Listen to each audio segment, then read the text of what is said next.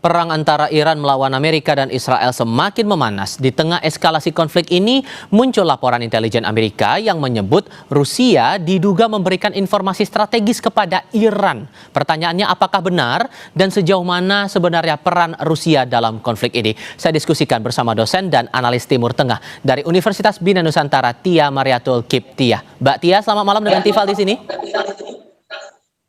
Ya, selamat malam Mas Tifal. Ya, terima kasih sudah bergabung bersama kami. Suara Mbak Tia sudah cukup terdengar jelas. Terima kasih sudah bergabung bersama kami.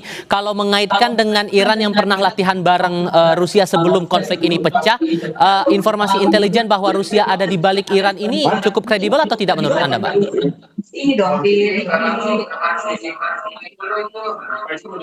Mbak Tia?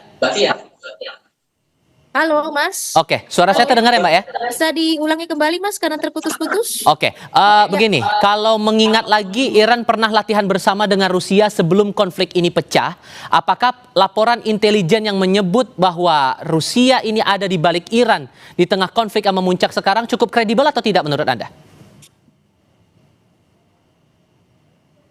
Ya, saya melihatnya bahwa berdasarkan statement dari Menlu Iran ya, Menteri Arakci menyatakan bahwa Rusia tidak terlibat secara langsung, tapi kerjasama militer Iran dengan Rusia sudah terjalin sudah cukup lama. Sebelum serangan ini terjadi juga mereka sudah banyak bekerja sama dalam hal militer, termasuk juga saya pikir bukan persoalan data intelijen saja ya. Dan ketika Iran menyerang titik-titik pasti Amerika Serikat dan tidak ada yang meleset, kemudian dituduh Rusia dengan Iran bekerja sama, memang mereka bekerja sama. Tapi ketika ditanya, Menlu Arakci ini tidak detail menyatakan komponen apa saja yang menjadikan mereka kerjasama begitu. Kalau Jadi memang kalau ada tuduhan itu memang benar dan mereka bukan hanya di persoalan data intelijen saya pikir, tapi juga termasuk dalam suplai rakitan ya. Kalau kita melihat beberapa rudal atau rudal balistik Iran yang memang sangat terkenal begitu ya, itu juga bisa jadi merupakan bagian dari kerjasama tersebut, Mas Tifal. Dan Anda menangkapnya motifnya, kalaupun itu benar Rusia ada di balik peran Iran di tengah konflik ini, motifnya buat apa? Apa untung yang didapatkan oleh Rusia? Ya, sebenarnya kan dalam peta politik global itu ada dua kekuatan ya. Satu aliansi Amerika Serikat dan sekutunya, satu lagi adalah Rusia dan sekutunya. Artinya kalau Rusia membiarkan Iran terbenam, sama saja ini akan memberikan hegemoni kuat Amerika Serikat di Timur Tengah.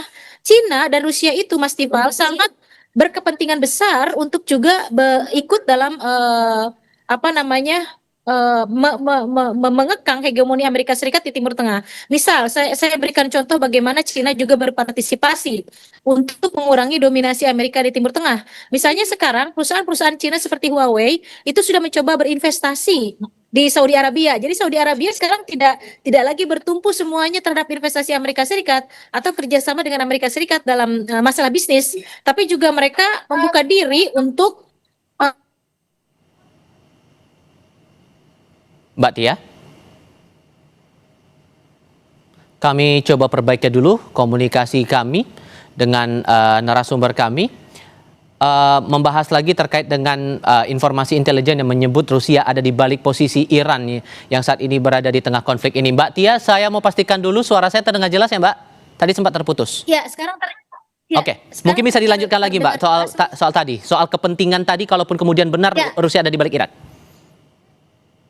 Ya, jadi persoalan Rusia di balik Iran saya pikir secara peta politik global kan terbagi dua. Satu Rusia dan sekutunya, kemudian Amerika dan sekutunya.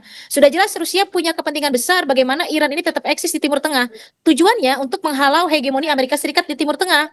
Dan saya pikir bukan hanya Rusia ya untuk menghalau kekuatan Amerika Serikat ini, termasuk juga Cina yang menjadi bagian sekutunya Rusia dan juga Iran, begitu. Jadi caranya bagaimana? Cina sekarang sudah mulai berinvestasi di beberapa negara di Timur Tengah. Misalnya Huawei sekarang Mas, itu juga ada berinvestasi di Saudi Arabia. Ini merupakan bentuk bagaimana supaya Amerika tidak mendominasi Timur Tengah lagi.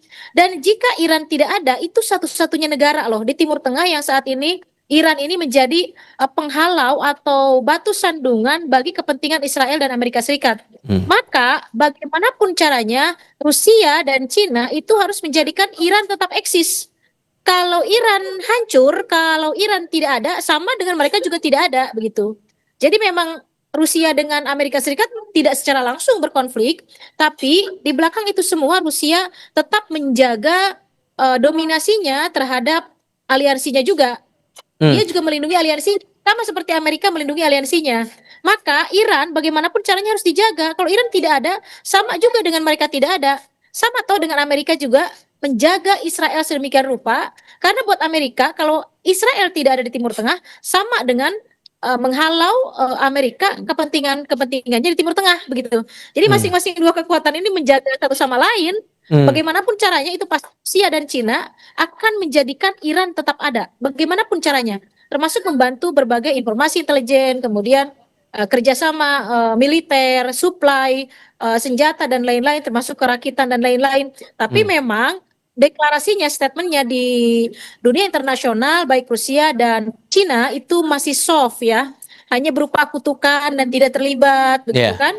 Tapi kalau kemudian, sorry saya potong Mbak, tapi kalau kemudian melihat ada informasi intelijen seperti ini, walaupun kemudian sudah ada reaksi yang tampak meragukan dari Donald Trump atas informasi itu, menurut Anda AS akan bereaksi bagaimana nanti? Nah itu dia, saya berharap sih mundur ya, kalau tahu Rusia dan Cina terlibat, harusnya Amerika Serikat pelan-pelan menghentikan serangannya terhadap Iran dan Iran juga tidak melakukan retaliation lagi. Didasari oleh Artinya apa Anda mengatakan lebih baik mundur saja AS ini? Karena kalau terus-terusan dibombardir dan sampai sebagaimana Trump menyatakan harus sampai selesai, Iran harus sampai lebur, saya pikir Rusia dan Cina tidak akan tinggal diam.